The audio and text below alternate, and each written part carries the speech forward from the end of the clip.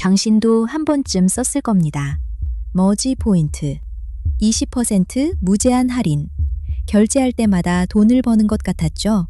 그런데 실제로는 팔 때마다 손해가 쌓이는 장사였습니다. 그리고 그 손해보는 회사에서 66억이 사라졌습니다. 고급차 리스로, 주식으로, 생활비로. 남은 건 57만 명의 피해, 1,004억 원. 손해만 나던 회사는 어떻게 이 돈을 쓸 수 있었을까요? 이 사건의 진짜 사망 원인은 마지막에 공개합니다. 지금부터 돈의 흐름을 역추적합니다.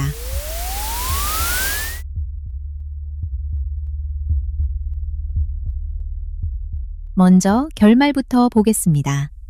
2021년 8월 11일 밤, 머지플러스는 기습 공지를 올립니다. 편의점과 대형마트에서 쓰이던 서비스를 음식점 중심으로 갑자기 줄인다고. 이유는 하나였습니다. 금융당국이 전자금융업 등록을 요구했지만 회사는 등록되지 않은 상태였으니까요. 다음 날 영등포 본사 앞에는 환불을 받으려는 사람들이 수백 명씩 몰렸습니다. 회사는 남은 포인트의 90%를 돌려주겠다고 했지만 약속은 지켜지지 않았습니다. 겉으로는 그날 밤 무너진 것처럼 보였습니다. 하지만 법원이 지목한 시작점은 그보다 약 15개월 전이었습니다. 사람들은 왜 믿었을까요? 머지 포인트는 편의점, 대형마트, 프랜차이즈에서 20% 싸게 결제하는 서비스였습니다. 한 번만 주는 혜택이 아니라 사실상 무제한이었죠. 믿은 이유는 셋입니다. 하나, 대형 쇼핑몰과 유통 채널이 팔았습니다. 저런 데서 파는데 설마? 둘, 이미 수백만 명이 쓰고 있었습니다. 회원은 약 280만 명까지 늘었죠. 다들 쓰는데 나만 안 쓰면 손해. 셋, 20%는 지금 아니면 사라질 것 같은 할인이었습니다. 하지만 서비스가 멈춘 뒤 잔액이 남은 피해자만 약 57만 명이었습니다. 모두가 쓴다는 사실은 안전의 증거가 아니었습니다. 그렇다면 그 20%의 비용은 대체 누가 내고 있었을까요? 액면가 1,000원짜리 상품권을 소비자에게 800원에 팝니다. 소비자가 가맹점에서 1,000원을 쓰면 회사는 그 1,000원을 정산해줘야 합니다. 한 장 팔 때마다 최대 200원씩 구멍이 납니다. 정상적인 할인이라면 이 손실을 메울 광고나 수수료 같은 수입이 있어야 합니다.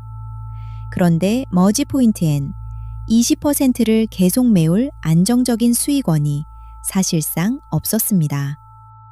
법원도 특별한 비용 절감 기술이 아니라 단순히 손해를 감수한 것에 불과하다고 봤습니다. 많이 팔수록 손실도 커집니다. 이건 사업 모델이 아니라 시한폭탄이었습니다. 하지만 여기까지는 아직 사기가 아닙니다. 무능일 뿐이죠. 중요한 건 경영진이 이 사실을 언제 알았느냐입니다. 손해가 나는 걸 몰랐다면 그건 무능입니다. 알면서도 숨기고 계속 팔았다면 그건 사기입니다. 법원이 그 경계로 지목한 시점은 2020년 5월입니다. 이때부터 회사는 정상적인 사업 유지가 어렵다는 걸 알고도 그 사실을 소비자에게 알리지 않은 채 판매를 이어갔습니다. 먼저 팔아놓은 포인트의 사용과 환불, 가맹점 정산을 감당하려면 새로운 판매 대금이 필요했으니까요. 새 돈으로 먼저 생긴 구멍을 막은 겁니다. 신규 판매가 이어지는 동안엔 정상처럼 보입니다. 하지만 그 정상성은 이익이 아니라 다음 판매에 의존한 것이었습니다. 새 돈으로 옛 구멍을 메운다.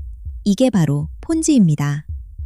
법원은 이를 사업적 실체가 없는 사실상의 폰지 사기로 판단했습니다. 2020년 5월부터요. 뉴스마다 액수가 다르게 나온 데는 이유가 있습니다. 숫자는 3개입니다. 첫째, 3,700억 원.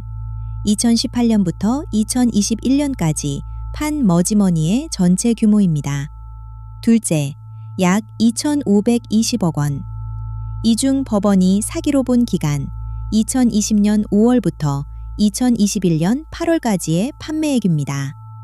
셋째, 실제 피해로 확정된 금액은 약 1,004억 원, 소비자 피해 약 751억, 가맹점 피해 약 253억을 합한 금액입니다. 그러니 피해 1조라는 말은 사실이 아닙니다. 판 금액과 못 돌려받은 피해액은 다르니까요. 그리고 이 피해 뒤에 콜드오픈에서 말한 66억이 있었습니다. 이제 그 66억의 행방입니다. 주어를 정확히 하겠습니다. 머지 플러스에는 대표와 그 동생인 최고 전략 책임자가 있었습니다. 사업을 실질적으로 설계하고 운영한 건 동생 쪽이라는 게 법원의 판단입니다. 회사는 상품권만 판 게 아닙니다. 신용카드 결제액까지 20% 깎아준다는 VIP 구독 서비스를 약 7만 4천 명에게 팔아 142억 원을 더 거뒀습니다. 이것 역시 등록하지 않은 영업이었죠. 그리고 최고 전략 책임자는 회사 법인 자금 약 66억 원을 횡령했습니다. 고급 차량 미스, 주식 투자, 생활비 같은 개인 용도였습니다. 소비자는 20%를 아끼려고 식비와 생활비를 미리 충전했는데 정작 그 회사의 돈은 개인의 사치로 흘러갔습니다. 이 지점에서 적자라 어쩔 수 없었다는 변명은 설 자리를 잃습니다. 이제 이 사건의 사망 원인을 공개합니다. 무등록 영업이 아닙니다. 그건 붕괴를 드러낸 방아쇠였을 뿐입니다. 진짜 원인은 처음부터 있었습니다. 갚을 방법이 없는 할인. 20%를 메울 수익이 없다면 그건 할인이 아니라 뒷사람의 돈으로 앞사람을 막는 시간이 정해진 폰지입니다. 회사는 그 사실을 2020년 5월에 이미 알고 있었습니다. 그런데도 1년 넘게 2,500억 원이 넘는 상품권을 더 팔았습니다. 손해만 봤다던 회사가 66억을 사치했을 수 있었던 건 그 돈이 애초에 회사가 번 게 아니라 뒷사람이 낸 돈이었기 때문입니다. 횡령은 이 폰지의 결과였습니다. 그리고 폰지는 사고가 아닙니다. 멈추지 않는 한 반드시 도착하는 결말입니다. 법의 판단은 이렇게 내려졌습니다. 2023년 10월 12일 대법원은 형을 확정합니다. 사업을 주도하고 자금을 빼돌린 최고 전략 책임자에게 징역 8년과 추징금 53억 원, 대표에게는 징역 4년, 회사 법인에는 벌금 1,000만 원. 최고 전략 책임자는 여기서 끝이 아니었습니다. 수사 과정에서 허위 차용증을 만들게 한 증거 위조 혐의로 별도 재판에서 징역 10개월이 더해졌습니다. 법원은 이 사업을 사실상의 폰지 사기로 규정했고 대법원까지 그 판단을 뒤집지 않았습니다. 그러나 형이 확정돼도 사라진 돈이 자동으로 돌아오지는 않습니다. 이 사건은 제도를 바꿨습니다.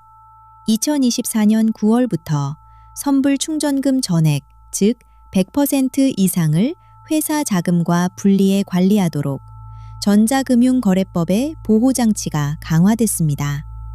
선불업자가 파산해도 이용자에게 먼저 환급할 절차도 마련됐습니다. 두 번째, 머지 포인트를 막기 위한 법입니다. 하지만 새 제도가 첫 번째 피해를 되돌려주진 못했습니다. 2022년 국정감사 자료 기준 집단 분쟁 조정에서 배상 대상으로 인정된 5,467배명 중 한국소비자원을 통해 환급받은 사람은 한 명도 없었습니다. 사업자들이 조정안을 받아들이지 않았기 때문입니다. 회사 돈 66억이 개인의 사치로 흘러간 사이 57만 피해자는 한 푼도 돌려받지 못했습니다. 법은 다음에 충전될 돈을 지키는 방향으로 바뀌었지만 이미 사라진 돈은 그대로 남았습니다. 오늘의 항체를 처방합니다. 셋입니다. 하나. 무제한 할인을 만나면 그 비용을 무엇으로 메우는지 물으세요. 답이 없다면 그 재원은 다음 가입자의 돈입니다. 둘. 큰 돈을 미리 충전해야 한다면 그 돈이 회사 운영비와 분리되는지 등록된 사업자인지 확인하세요. 셋.